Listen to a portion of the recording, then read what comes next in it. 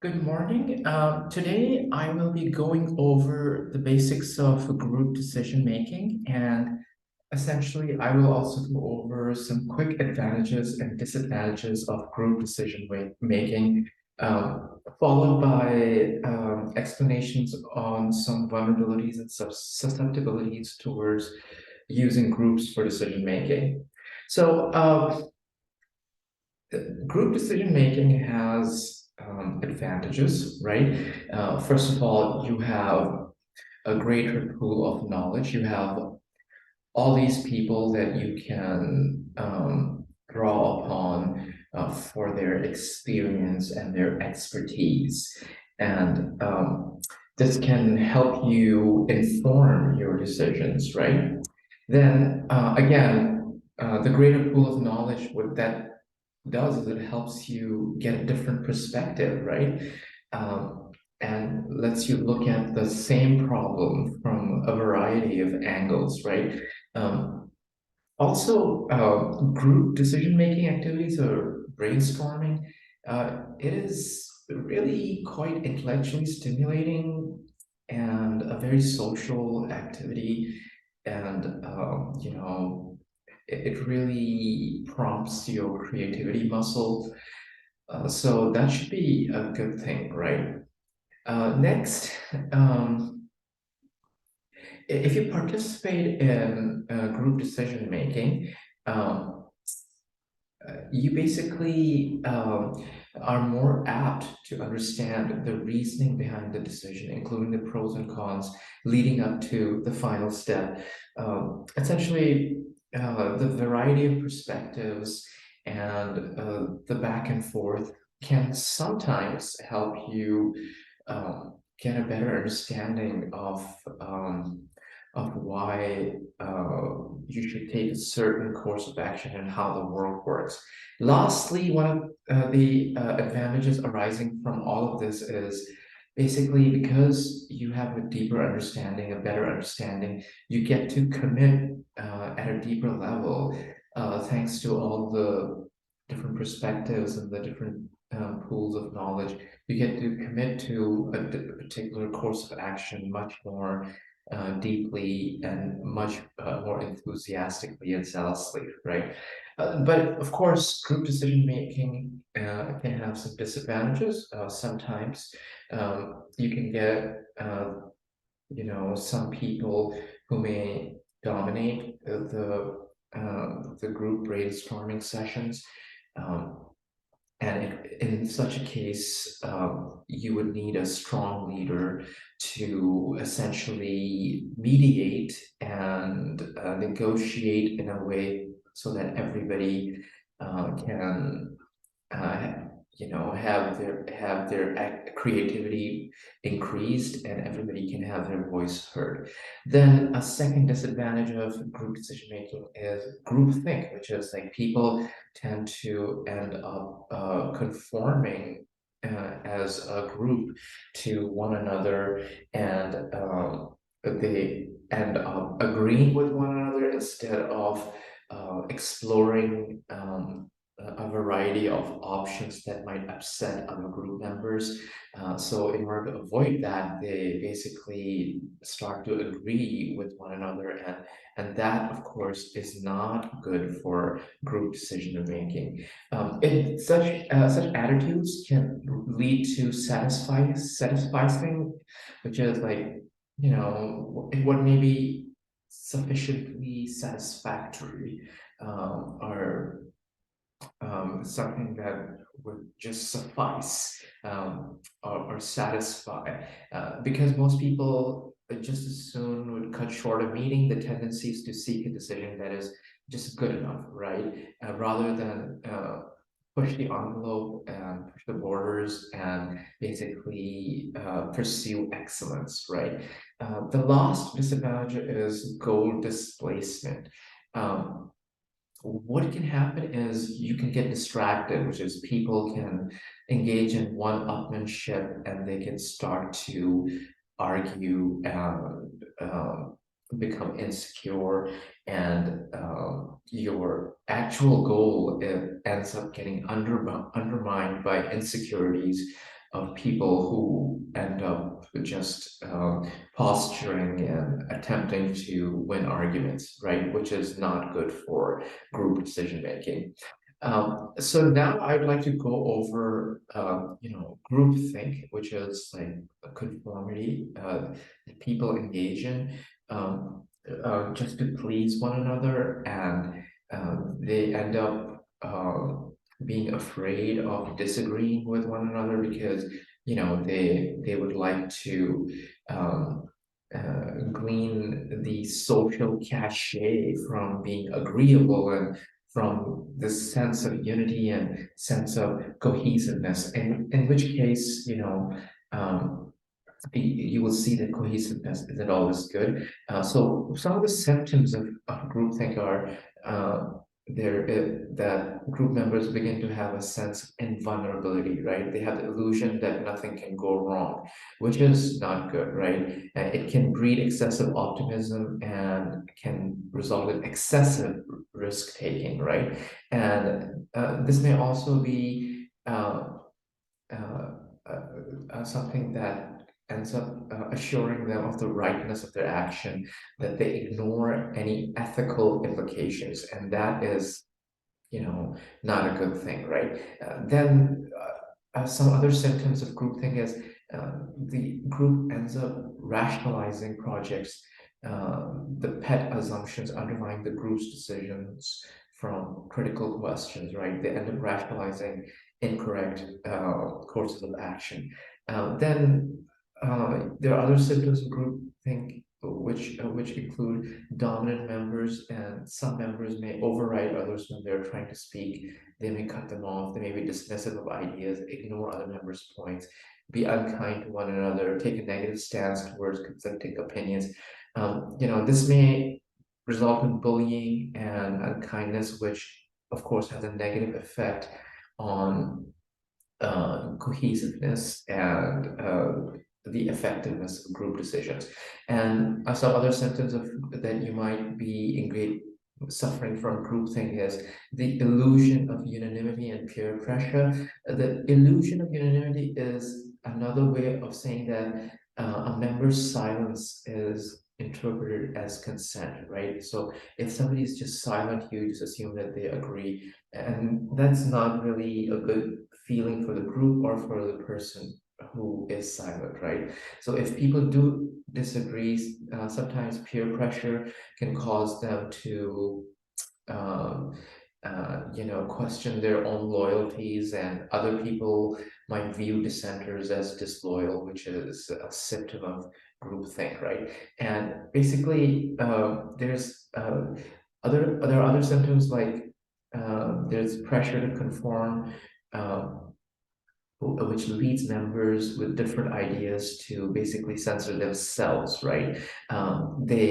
They're hard on themselves, and and uh, and basically they try to suppress their own ideas, which is not good for the group or for the decision making.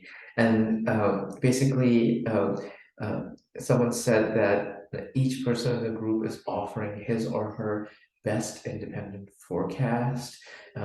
It's not all about compromise or consensus, and this is basically the opposite of collective wisdom, right? Anyway, so there are some ways in which you can try to avoid uh, groupthink. And basically, some of them are, encourage criticism, allow other people to express different perspectives, and always reflect before entering a group discussion. Always give people a chance to come up with their ideas before asking them to express those ideas, right? Okay, the next slide we'll go over in the next slide we'll go over some of the characteristics of group decision making, right? So some of the things that make it not a very desirable uh, way of tackling problems and engaging in certain decision making, right? So the first one is that groups are less efficient, right? And they take longer to make decisions, right? Um, so if time is of the essence, you may want to make decisions by yourself. This was a problem that many democracies faced. And as a result, they would suspend their democracy in times of emergency or war. Um, so they would install temporary dictators in Rome, and they would install, these temporary leaders who would take over during times of crises or during martial law, and they would basically suspend democracies and attempt to be more nimble and agile in their decision making, right? Then, secondly, the larger the size, the lower the quality of the decision. Usually, research says between 7 and 10 people is the optimal size. Others suggest 3 people is best. An odd number is considered best because it can break any deadlocks or any sort of like even divisions, right? um, and allow you to, come to a decision based on majority rules. The next trait is basically conformity may lead the group to be overly confident and be overly confidently incorrect, right? They can become so confident that you know they can come up with ideas that are detrimental to the group, eventually others, right? This can be a liability because it can lead to a poor decision making and just generally people suspending their own rational thought processes, right? The next thing that we can say about group decision making is that the more knowledge you have, the more it improves your decision making. Um, the next point would be after that would involve voting. I would say that voting happens when you want to decide upon something, and you know intimately the likes and dislikes of a well. So voting happens. Let me backtrack a bit and explain that again. Voting happens when there's a lot of division and people don't really know each other well, or they want to get the sentiment of everybody, sentiment of the group, right? Usually, when you know everybody and you know each other's dislikes, you have a leader you trust, you just end up following the leader. But when you do not trust one another and you do not know each other and you have to come to a decision and there's great disparity or disunity, you end up voting, right? And you take a vote in order to have some semblance of order and some semblance of unity. And that is the last resort.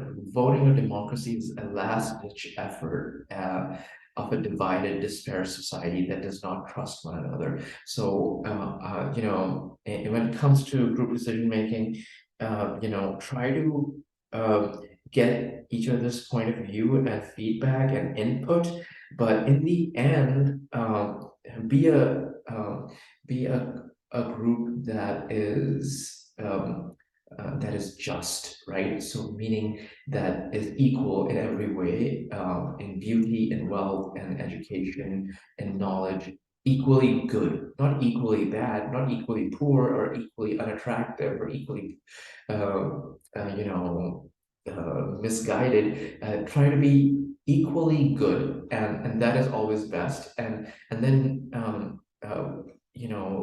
there's little need for voting, right?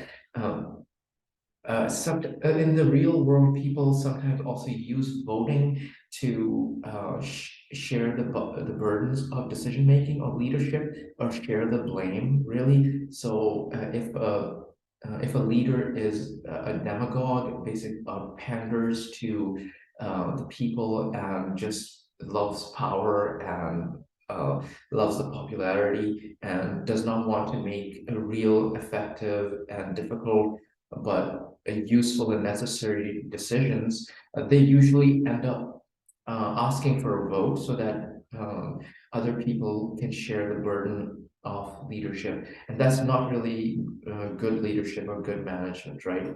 Now,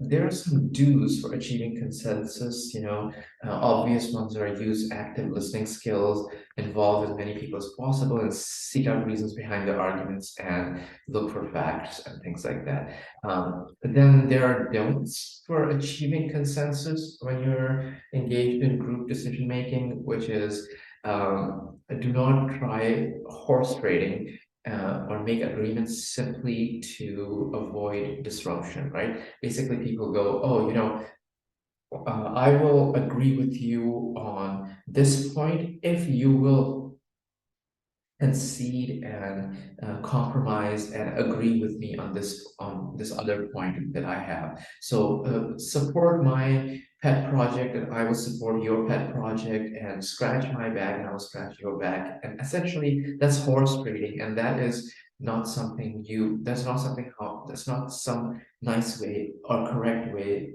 of achieving consensus, right? And also again, as I mentioned earlier, don't try to achieve consensus by putting questions to a vote, right? I expressed all the vulnerabilities of voting and how voting is a symptom of disparity, disunity, and mistrust. So avoid voting and use voting only for gathering feedback and gathering input, and like getting the sentiment of people, right, canvassing the sentiment of the people.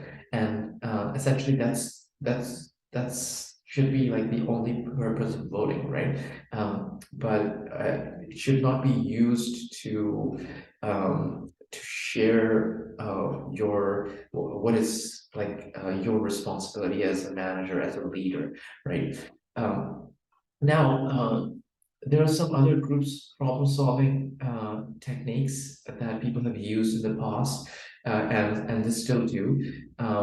There's of course brainstorming. It's a technique used to help groups generate multiple ideas and alternatives for solving problems. You can do that in an electronic form, or you can do that in person in meeting rooms, right? Now, then there's the devil's advocacy related a method of group problem solving. It's used by many institutions, including the Roman Catholic Church, where someone plays the role of a critic and then tries to dismantle an argument, and other people then learn about the underlying issues that way, right? Another method is the dialectic method. We'll go over both the devil's advocate and the dialectic method in the next slide.